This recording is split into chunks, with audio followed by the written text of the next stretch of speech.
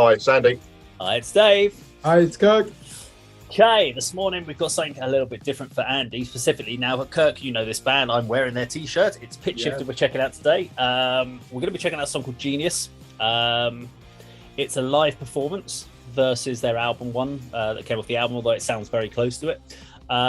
There are lots and lots of different songs. I was considering getting down to like their earlier stuff, like Triad or something like that, going to the real early industrial stuff. But then I thought, well, they've got more albums that were in there, more kind of crossover stuff, which was more drum and bass influence heavy. So I thought it'd be better to stay to that sort of era. And then there was a lot more that their last album was very commercial. And there were songs in there I loved, but I thought this was quite good because this was almost like their big crossover track where they kind of broke through into a bit more of the mainstream. So I thought we'd check this one out today. I know you know the song, Kirk. Well, to some degree, I'm sure you know. Should do. Yeah, which album's this from? Just remind me. So this came off of Pitchshifter.com. Yes, I know this. Is that the one that's got the song Microwaved on it, or is that the Microwaves on that one? Yeah, I love that song. Yeah. So there were a few like that, and Dead Battery and stuff like that. I was contemplating, and Policer, but I thought this one had a cool video, so we will. It's a live video as well, like we did with the Iron Maiden one. So we'll go check this one out now.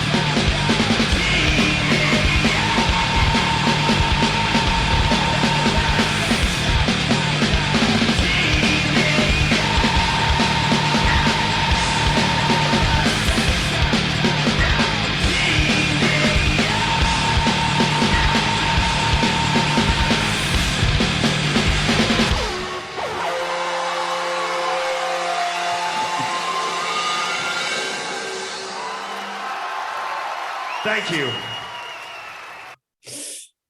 Okay, there we go. Bit of Pitchshifter. Not the most lyrically expansive song in the world, but yeah.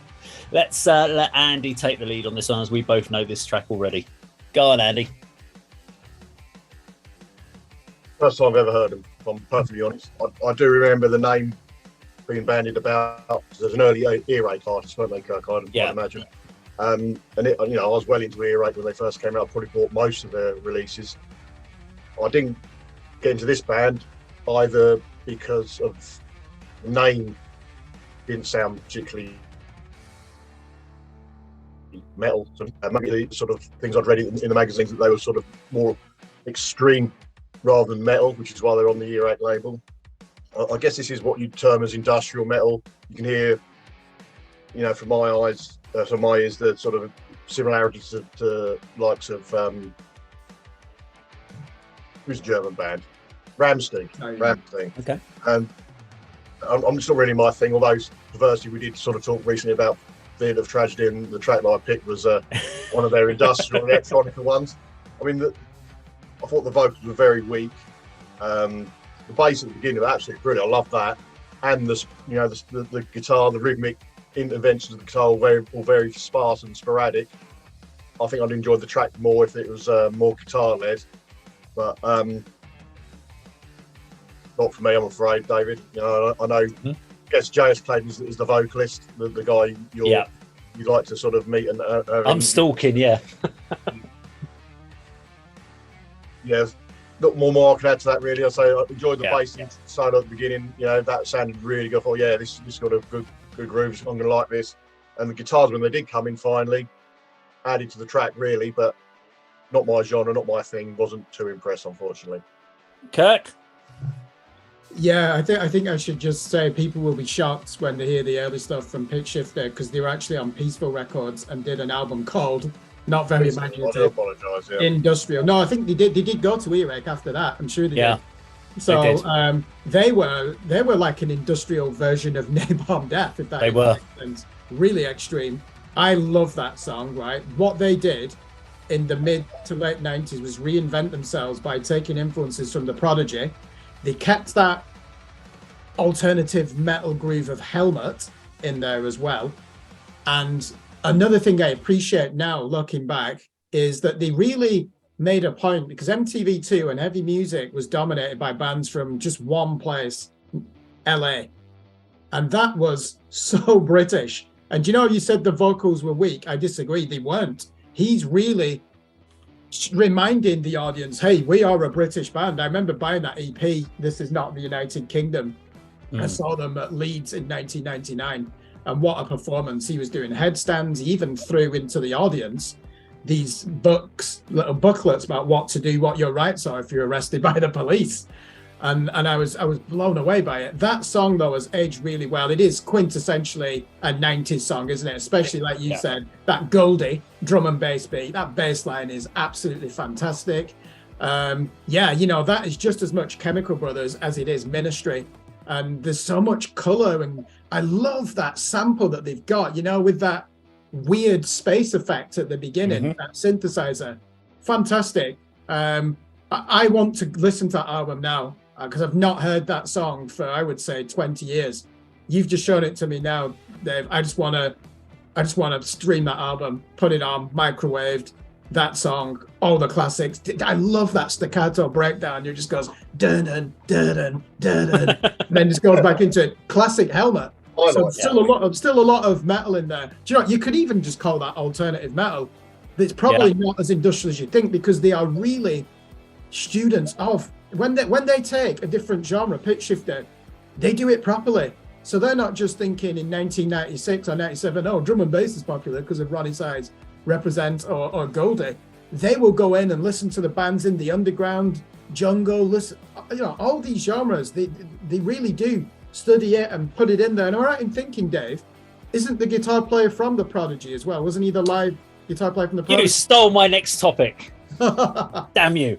I will get to that in 2 seconds, but I just wanted to sort of summarize it is a band of two halves. So if you listen to their first 3 albums, they are very, very low-tuned, growly, gruff vocals.